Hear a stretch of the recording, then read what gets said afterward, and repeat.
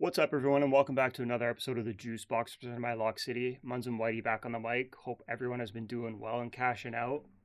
Today we have episode number 49. Yeah, episode 49 of the JuiceBox, and you know it. We're going to be covering the main card of the upcoming UFC fight night, Machado Garry versus Prates. But before we get into it, just a reminder to everyone that you can join our premium tier Discord at wap.com/lockcity for only $5 per month. This gets you access to every cheat sheet every day across all active major sports, access to our premium picks from all 9 of our pro cappers, and tons of sport-specific and stat-specific data points on a daily basis to help you become a better sports bettor. That's wap.com/lockcity. Get instant access for only 16 cents a day. Also, if you want some of the best odds in the industry, we highly suggest checking out thunderpick.io. You can use our promo link, tinyurl.com/lcthunder to get a 100% deposit bonus up to $600 on your first deposit. They accept majority of major cryptocurrencies, and you can now deposit using a credit card or a Visa debit. All right. Let's get it going here. We have a pretty good card on our hands here for this fight night coming up this Saturday. How you feel about it, brother?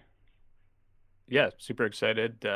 It's in Kansas City, so our guy Bobby's going to be there. Excited to get some Hell bets yeah. in for him, see what we align on, and get some locks out for the community here.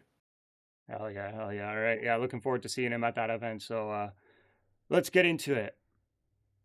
All right, the first fight, Ikram Aliskerov versus Muniz. So Ikram's coming into this one with a record of 15-2-0. I believe he's 2-1-0 in the UFC.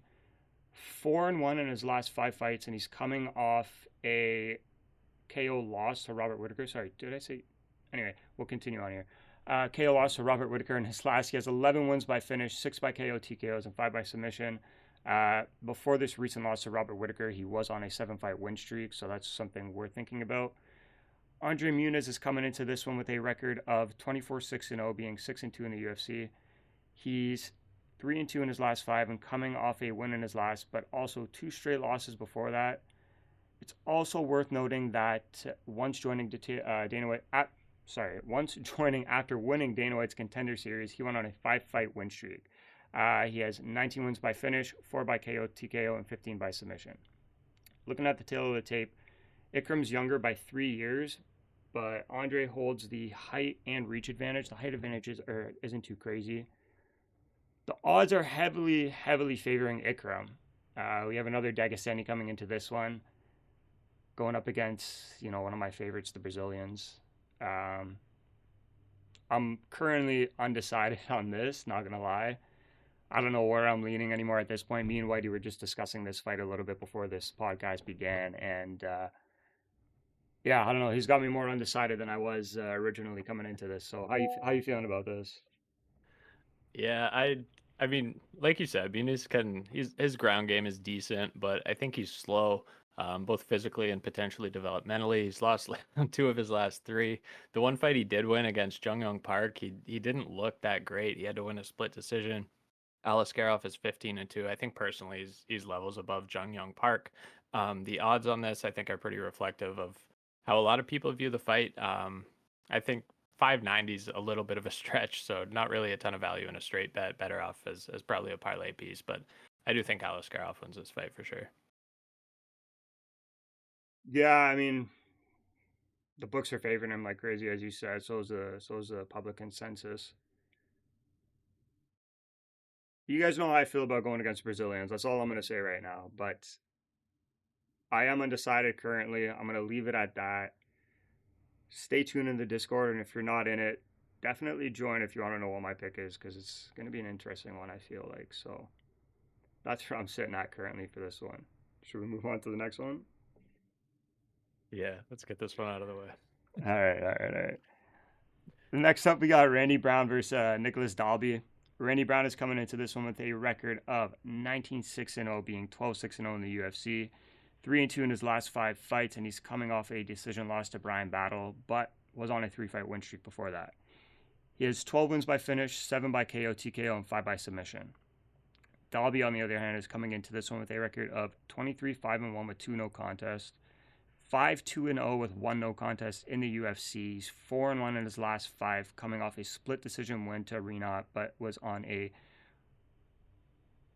split decision loss, but was on a 4-fight win streak just before that. He has 11 wins by finish, 7 by KO, TKO, and 4 by submission. Looking at the tail of the tape for this one, Randy Brown holds the height and reach advantage, which could definitely play in his favor. Both of these guys showed that they can get it done in any fashion, whether that be by finish or by points and decision. But Nicolas Dalby is 40 years old, man. Yep. I was going to start with that. Yeah, I think that's probably the biggest factor. I think this fight's actually going to be like somewhat competitive, or at least one of the more competitive ones that we're seeing on this card. And I actually like this card in the sense that there's a handful of like absolute locks. And even this fight, even though I say it's one of the closer fights, I'm still giving it to Brown by probably about a 70% edge. I think he is maybe live for a knockout here, but most likely is obviously just a decision win. Dalby's only been knocked out once, I think. Randy Brown's got, like you said, the reach advantage. He strikes well from range. He's got a height advantage. I think he wins this fight. Yeah, he's younger, he's hungrier. The Rude Boy's going to put on for Jamaica and Queens. I'm riding with Randy Brown on this one as well. Yeah, I like it. All right, next up, Michel Pereira versus Abu Magomedov. Michel Pereira is coming into this one with a record of 31-12-0, 2-0 contests, being 9-3-0 in the UFC, 4-1 in his last 5. He's coming off a tough TKO loss to Anthony Hernandez in his last, but he was on an 8-fight win streak just before that. He has 20 wins by finish, 11 by KO, TKO, and 9 by submission. Abu Magomedov is coming into this one with a record of 27-6-0. He's 3-2 in the UFC. He's 3-2 in his last 5 fights. He's currently on a 2-fight win streak coming off a submission win to Bruno Ferreira. He has 21 wins by finish, 14 KO, TKOs, and 7 by submission. If we look at the tail of the tape for this one, Abu has the slight height advantage, pretty decent reach advantage if my memory doesn't fail me here. It's a bit of a tougher one on this card, and the odds reflect that as well. The last time I checked, Pereira was at -146 and Magomedov was at +114, so it truly can go either way. Yeah, I agree. I think this one's probably the toughest for me. I really like Michel Pereira, like in general. I think obviously he's extremely dangerous. He's had a nasty win streak. Even he was on like a streak of first round finishes for a while, but then his last fight, we saw if he doesn't get the finish, he gasses out like pretty significantly. Even in the first round, like as that first round went on, and then obviously more so in the second and third, he didn't look great. So for me, the decision on this fight, I think ultimately probably just comes down to whether you think Magomedov can survive like an early thrashing attempt, and if so, he probably wins the fight. I'm going to go Michel Pereira just because I like him as a fighter. I think maybe he can catch him early. I think he gets the win here. Yeah, I mean, Abu's coming off a win against the Brazilian and Bruno Ferreira. But I'm going to have to stick with my rule of not going against the Brazilians in this one here. We've seen Pereira beat some pretty common names in the UFC, you know, Andre Fiallo, Petrosky, Olajuzic, Potiera, Price. Abu's been kind of going back and forth. Like I said, it can go either way. It really, really can go either way, but I'm just going to stick with how my gut is feeling, and I'm sticking with the Brazilian and Michel Pereira. So that's another one that we... I like it. That's another one that we're the same on, eh? Yep. And I feel really good about both that one and Randy Brown. I think that's a good, nice little pairing so far. Yeah, I'd have to agree with you there. Definitely have to agree with you on that. Especially with the odds for Pereira at -146. It helps out with the odds for Randy Brown. Yep. Okay, next up we have Giga Chikadze versus David Onama. Giga Chikadze is coming into this one with a record of 15-4-0. He's 8-2-0 in the UFC, 3-2 in his last 5, and he's coming off a decision loss to Arnold Allen, although was on a 7-fight win streak before that. I believe that streak happened just when he entered the UFC, if my memory doesn't fail me here. Continuing on, he has 10 wins by finish, 9 by KO, TKO, 1 by submission. Another Georgian on our hands here like Marab, so this one's going to be pretty interesting. David Onama is coming into this one with a record of 13-2-0. He's 5-2-0 in the UFC, 4-1 in his last 5, and he is on a 3-fight win streak coming off a decision win against Roberto Romero. He has 11 wins by finish, 7 by KO, TKO, and 4 by submission. If we look at the tail of the tape, it's literally even. Giga holds a very slight height advantage. The odds have this one pretty decently close as well. Last time I checked, Onama was coming in at minus 192 and Giga was coming in at plus 146. So this one was a Yeah. tougher one for me to decide on. I know I am leaning towards Onama, mainly due to the age difference here. How you feeling? Yeah, I'm same way. I think I'm gonna go David Onama here. I think Chikadze is a solid fighter for sure. But the fight night, it's in KC, like we said, and David Onama fights out of Kansas City, so that makes me think there's going to be a little bit of extra passion for him to get over the edge here. Like you Oh said, yeah. he's a minus 192 favorite. I think those odds are pretty fair. The fight going to be pretty close, but I think the implied, what's that, like a 65% probability? I think that's pretty realistic. I like Onama's win over Santos. I think that makes up for the fact that he's fought a lot of other like up and comers and not a lot of battle tested guys. Mm-hmm. Um, I don't know. The more I think about this one, I think it's going to be pretty close. But I like David Onama on the money line here at 192. Yeah, it's definitely going to be very close. I mean, Giga, we've seen he can do some pretty special stuff in the octagon. So it's really going to be an interesting fight.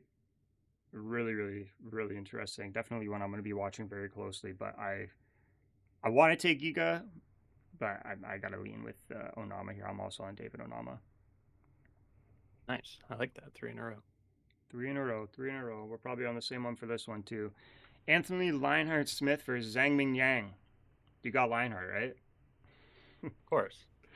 Anthony Smith is coming into this one with a record of 38-21-0. A little bit of a vet in the UFC here. He's got 14-10-0 record in the UFC. I believe he's 3-2 in his last 5 fights, or 2-3. It could be flipped there, but he's coming off 2 straight losses. The most recent TKO by Dominic Reyes.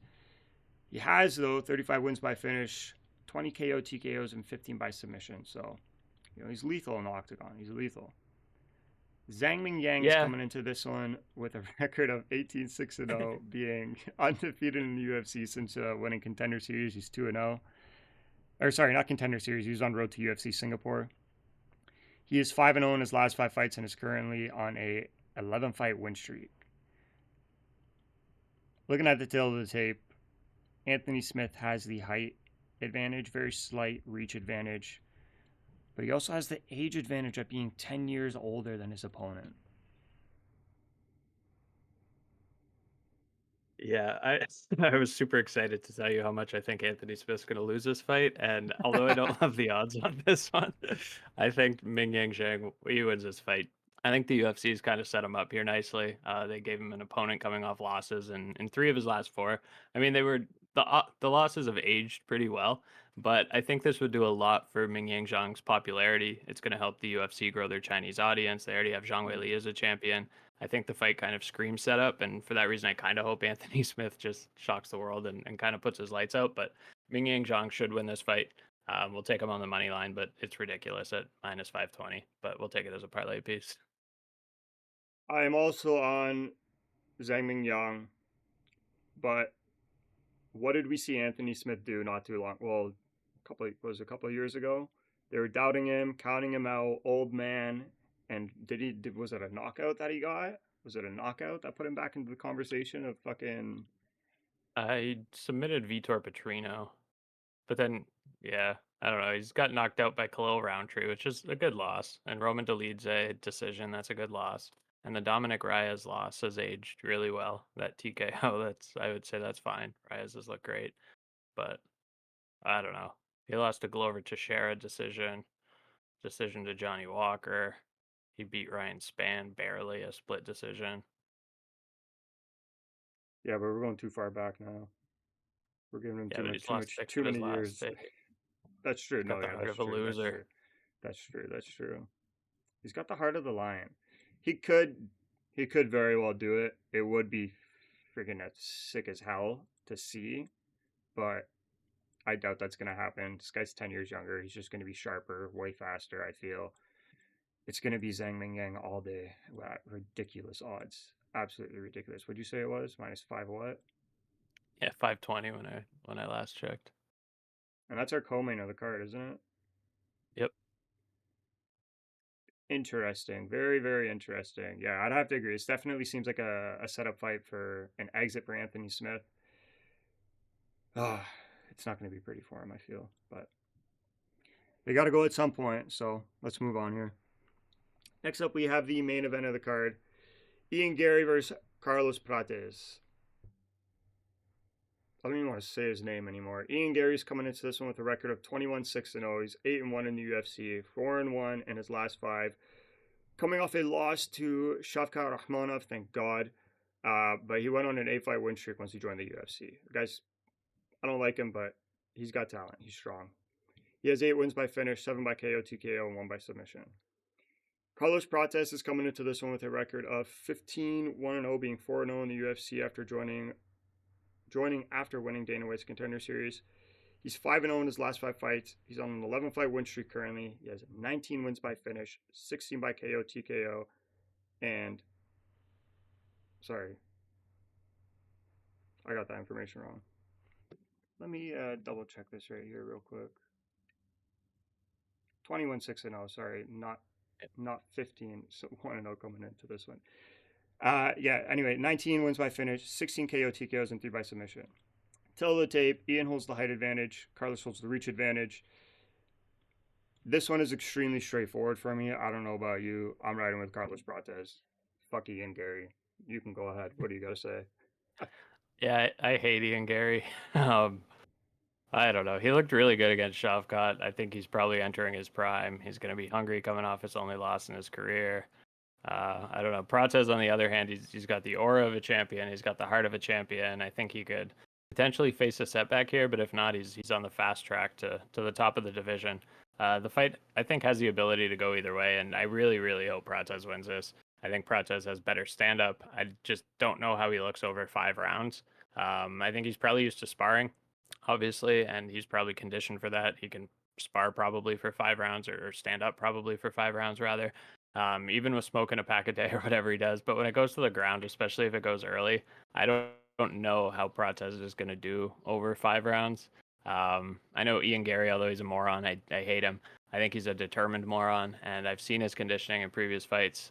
I think I have to give him the edge here. I don't want to at all, but I got to go Ian Machado Garry money line at 130. And if he loses, and that's the last leg on the card for me, I am fine with that. I will be happy. Yeah, I don't like the guy. I see this up and comer. Well, you got kind of 2 up and comers here, and both of them, quite honestly. Yep. Everyone who knows me knows I'm not I a hope fan of Prates Ian. wins. Yeah, I think he will. The odds are very, very close, man. Carlos is plus 102. And I'm Yeah, pretty sure he has a knockout by jab. Pretty sure he has a knockout by jab. Says It just says punch. all sorts of knockouts. It just says punch. That's it. Where is it? Charles Oliveira? Yeah. And like says, SFT combat one? Yeah, no, jab. Just says, yeah, for me on Sherdog just says punch. So yeah, guy's got strength, man. He's got strength. He's got the hype. He's handing Ian Garry his second L. That's all I gotta say. I really hope so. Don't go against the Brazilians, man. Don't go against the Brazilians. Yeah, I'm fine if Prates wins this. I hope he does. I'm gonna go Garry, but I'm with you on everything you said. That's fair. I can accept that. Anything else you want to add on here? No, I don't think so. I think overall that gives us is ones that are the same. Do we want to include Zhang Mingyang on there in a best bet, or do we just want to go with Randy Brown, Michel Pereira, and David Onama? That brings us to 240 as a parlay. If we add Mingyang Zhang, it doesn't make much of a difference. It brings us to 305. I mean, it is a lock. Don't get me wrong. Mingyang is a lock, but yeah, it's also we can throw it on. Smith. Yeah. Yeah, let's do it. Throw it on. He's gonna win. Lionheart's not winning this one. I would agree, and maybe stagger the units. Maybe go 2 on the 3 leg and a unit on the 4 leg. I don't know how you want to play it. That way you're guaranteed profit no matter what. That's probably a smart move, but yeah, I like those. I think we'll draw those both up. Yeah, I'd have to agree. Do we want to give out a specialty juice box log here, or should we move on? I think in terms of the closest odds, we could probably go Michel Pereira. And I think we're in consent. He's not going to win a 3 round fight. So if we're going Michel Pereira, we may as well make our juice box lock a method of victory. And you want to double chance it, or you think just straight knockout? Knockout's plus 210. Double chance is not available. They know it's gonna happen. Yeah, there's method and round combos, but there's no double chance available yet. That's nonsense. Yeah, I lied. There is. So Michel Pereira TKO submissions plus 140. I don't know if I don't see him getting a sub necessarily, but or we can go plus 210 for the knockout. And I like the double chance. He's got 9 submissions under his belt. Yeah, okay. Let's double chance it plus 140. I like that. That's safe. Just checking how many times Magomedov's been submitted. Probably Probably zero, 0. but there's always a chance. Got 6 losses, so we'll see. This website is just taking forever to load. Ooh, He's he's got 2 lost. losses by submission. Yeah, he got Both in the knocked out by UFC. Sean Strickland. He got knocked out by Lewis Taylor. I don't know. He might get knocked out straight up. I say take the double chance just to be safe. Just to Yeah, be he safe. hasn't been submitted since 2013 was the last time he was submitted. Oh, Guillotine and a damn. rear naked choke. Yeah, Oh, we're damn. going back 12 years. So maybe we just take the KO for the juice. Yeah. All right, let's do that. Juice box Michel lock. Pereira by knockout. There we go. That's the juice box lock for you guys. All right, we're going to wrap things up here. Before we go, just want to say again, you can join for $5 a month at wap.com/lockcity to get access to all of our cheat sheets and all of our premium picks and sport-specific and stat-specific data points on a daily basis. That's 16 cents a day. You know, as Trey says, you can't get much for 16 cents a day in this economy, but you can get Lock City. Good luck, everyone. Enjoy watching the fights. Enjoy the rest of your week, and good luck.